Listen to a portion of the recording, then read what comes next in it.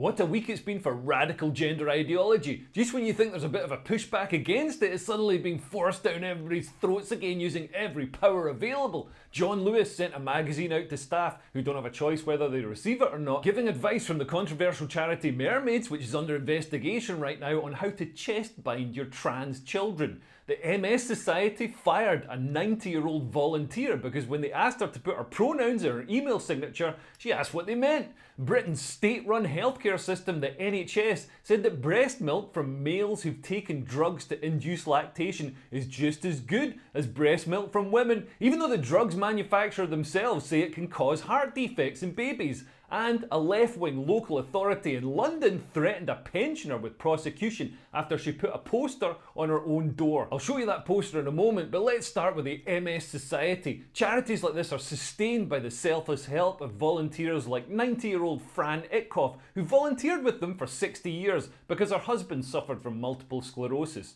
But the MS Society fired Fran because they say she breached diversity and inclusion guidelines. Her crime? When they asked her to put pronouns in her email signature, she didn't understand what they meant. Man, I'm amazed she knew what email is, never mind pronouns. She's 90. Gender ideology is tough enough to get your head around at the best of times, mainly because it's bonkers and doesn't follow any logic. I find this stuff complicated and I'm 27 and dead brainy. I grew up in the 80s. We had 2 genders and 4 TV channels and we needed 2 TV guides for that. Now there's like 600 genders and I don't know how many TV channels. But the MS Society's diversity and inclusion representatives turned round to Fran and said, "Sorry, this is an inclusive organisation. You have to get out."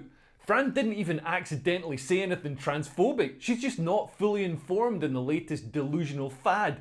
Why is the MS Society putting gender ideology ahead of multiple sclerosis anyway? People who believe in gender ideology get MS, and people who believe in biological reality get MS. They should be helping everyone and getting donations from everyone. That's what the word inclusive actually means. And kicking out a 90-year-old totally reeks of ageism. They've torn away her social life, her purpose, her reason for living. It's genuinely despicable. But after receiving some pretty harsh criticism, the MS Society doubled down and said that the staff who fired Fran had done the right thing. Recently, a volunteer, Fran Itkoff, was asked to step away from her role because of statements that were viewed as not aligning with her policy of inclusion. We believe that our staff acted with the best of intentions and did their best to navigate a challenging issue. As an organisation, we are in a continued conversation about assuring that our diversity, equity and inclusion policies evolve in service of our mission, and we will reach out to Fran in service of this goal. Man, they talk about a continued conversation, but it's clearly not. If anyone even asks what they mean, they're treated like someone who's asked Stalin a question at the end of a speech. But this isn't the only way organisations are enforcing this ideology.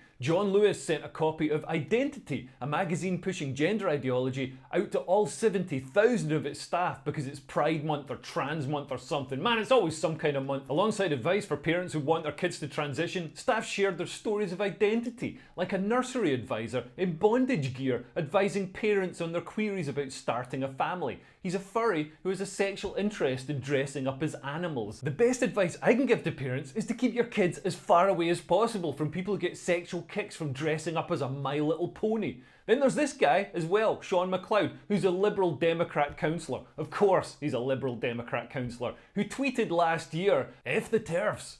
TERF being a slur for women who oppose gender ideology, for example by not wanting biological males to be allowed to compete in women's sports or be placed in women's prisons. And Ruby, a stunning and brave trans woman who works at Waitrose Brighton. I've seen this face before. Yeah, it's the cowardly lion from The Wizard of Oz.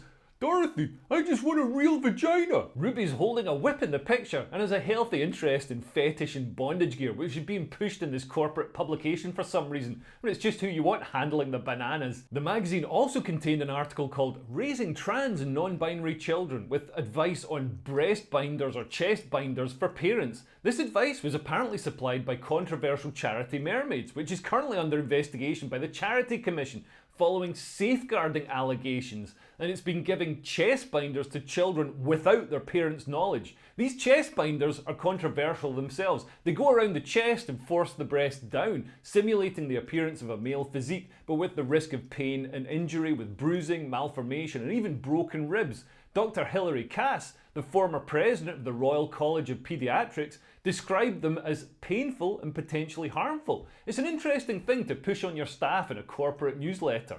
A John Lewis Partnership spokesperson said, "The John Lewis Partnership is a welcoming place for people to work or shop, irrespective of their background or beliefs." So if they support all beliefs, I assume they'll be bringing out a magazine next that celebrates Brexit or how to convince your stupid kids of the existence of biological reality. I won't hold my breath waiting though. Multiple studies, including those from the government, show that trans people are at a higher risk of hate crimes and discrimination. So why would you encourage it then? Also, according to actual statistics, it's a myth that trans people are overrepresented as victims of crime. John Lewis Partnership also said, "This newsletter has been positively received by our staff." Yeah, because if anyone questions it, they get fired, like that 90-year-old woman at the MS Society. According to some employees, John Lewis also pressures staff to wear pronoun badges at work, which is compelled speech. Although that's if you still have a job there. They're considering cutting 11,000 jobs as they've slumped to a £230 million loss. Still, I'm sure alienating a huge chunk of potential customers will help. For all the talk of diversity and inclusion, what about staff who find all this gender ideology stuff contentious? Who are worried about men using the ideology to get access to women's spaces, which has already happened at John Lewis changing rooms? What about people who reject terms like cisgender, which is a pejorative slur lifted from Latin to give it pseudo-scientific gravitas? If John Lewis cared about marginalised communities, why aren't they giving a voice to these people instead of a community that somehow has the power to force everyone to go along with gender ideology at the risk of being fired? And criticising gender ideology won't just get you fired, it'll get you prosecuted by the government. A pensioner in London has been handed a community protection notice and threatened with prosecution and a £2,500 fine for sticking a poster on her own front door. A Hammersmith and Fulham council spokesman said, "We've received 8 complaints about these provocative and graphic posters featuring nudity prominently displayed on a very busy public section of walkway in plain view. But looking at the posters, I'm scratching my head trying to work out what's offensive. The posters include an A4 photograph of women with the scars from breast removal surgery or top surgery. But I've seen lots of similar posters and loads of adverts displayed in public, including the London Underground. So why are they suddenly deemed nudity?" I guess the difference is that those adverts were celebrating trans surgery instead of questioning it and saying, "Wait a minute, are you sure it's a good idea to remove your breasts?" The police have been sent to look at the door twice, but had to admit that there's nothing criminal about it. But Hammersmith and Fulham Council aren't listening to the police. They've previously boasted of plans to be the most inclusive borough in the country and are pushing ahead with plans to fine this pensioner. How can we look at China and say, wow, they suppress freedom of speech and persecute political dissidents, when our authorities are doing exactly the same thing here? You might say, oh, but she hasn't been sent to jail. However, Hammersmith and Fulham Council would clearly like to send her to jail, and the chilling effect of threats of prosecution, fines, court orders and police visits is the persecution. The process is the punishment. Hammersmith and Fulham's Equality, Diversity and Inclusion policy state that they measure performance using Stonewall's Workplace Index. Stonewall has been accused of using its rankings to lobby for trans rights, rewarding companies with higher ratings. It's highly controversial and basically a mafia-style shakedown. If you give Stonewall money and promote their ideology, you get a badge that says that you're a good organisation, and Stonewall won't accuse you of transphobia, like the Sopranos saying they won't smash your windows in. Gender ideology is now taken as gospel in every part of the public sector. This week, an NHS trust said that breast milk produced by males who have stimulated lactation by taking drugs is as good for babies as that produced by a mother who's given birth. They also recommend calling it human milk or chest-feeding milk to be inclusive. Bitty. Inclusive bitty. This is just going to become the next esoteric hipster milk. First they had soy, then almond, then oat milk. Now people dressed like Orthodox Jewish lighthouse keepers are going to be going into coffee shops in London asking for a flat white with transgender mother milk. I'd rather have hipsters drinking it than babies though. Saying artificially stimulated milk from a male is as good as natural milk from a mother is like saying cocaine is as good as going for a run because they both make you sweaty. Why would you force a baby to suck on the hairy chest of a male on drugs, using the baby as a prop in their own compulsion? It's insanity. The NHS Trust also reference a 2022 study that found that milk testosterone concentrations in artificially stimulated milk were under 1% with no observable side effects in babies. But this study just lasted for 5 months. No long-term data was obtained. But Janssen, the manufacturer of domperidone, which sounds like a posh champagne but is actually one of the drugs used to make males grow tits and lactate, they themselves recommend against it being used for women when they're nursing because of possible side effects to a baby's heart. And newborn babies have to expend a huge amount of calories to nurse. But hey, who cares about causing heart defects in a newborn baby when there's the feelings of adults to worry about? Another academic study said we shouldn't be concerned about any negative impact on the baby because even if it causes medical problems to the baby, that shouldn't be the priority. We should prioritise the feelings of the trans women. Why are we sacrificing babies on the altar of progressive ideology? I guess babies aren't as high up the oppression pyramid as trans women.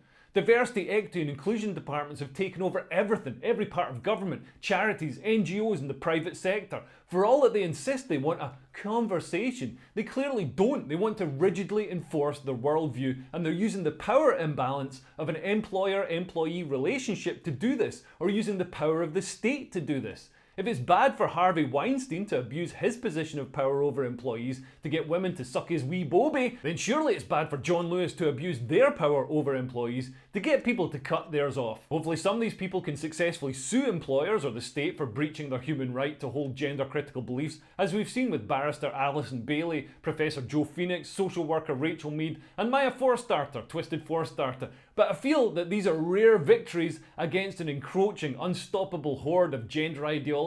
Anyway, please like and subscribe and consider becoming a patron if you want to support me making these videos and see more utterly depressing content about our rapid civilizational self-immolation and descent into communist insanity. From as little as £3 a month, you get early access, Patreon-only content, and the warm feeling that you're giving me money to fritter away on ice cream and beanie babies. Okay, thanks for listening. I've been Leo Kearse. Bye. Bye-bye.